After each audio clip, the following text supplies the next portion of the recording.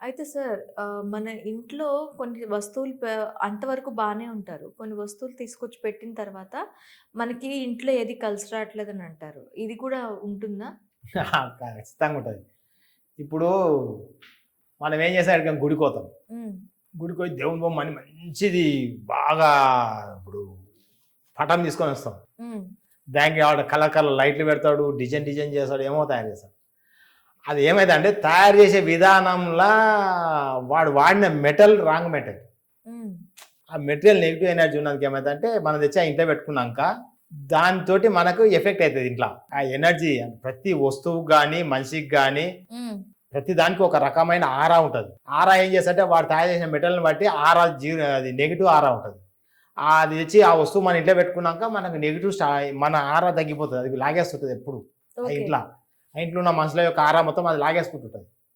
ఇప్పుడు మనిషి దాన్ని చెడ్డోడు ఉంటే చెడ్డోడు ఏం చేస్తాడు వీడిని లాగేసుకుంటుంటాడు. అవును. చెడ్డోడు మంచోడు కాదు. మంచోడే చెడ్డోడైతాడు. హ్మ్. హ్మ్. చెడుకే ఫాస్ట్ ఎక్కువ. మనిషికి ఫాస్ట్ తక్కువ. అంటే మంచి ఫలితానికి ఫాస్ట్ తక్కువ. చెడ్డ ఫలితానికి ఫాస్ట్ ఎక్కువుంటది. కాబట్టి అది ఆ ఉసువాడు పెట్టుకున్నందుకు ఏంటంటే మన యొక్క పవర్ అనేది అది లాగేస్తుంటది ఎప్పుడు ఆ ఇంట్ల. అలానే ఆ ఇంటి యొక్క స్ట్రక్చర్ కూడా ఖరాబ్ అయితది.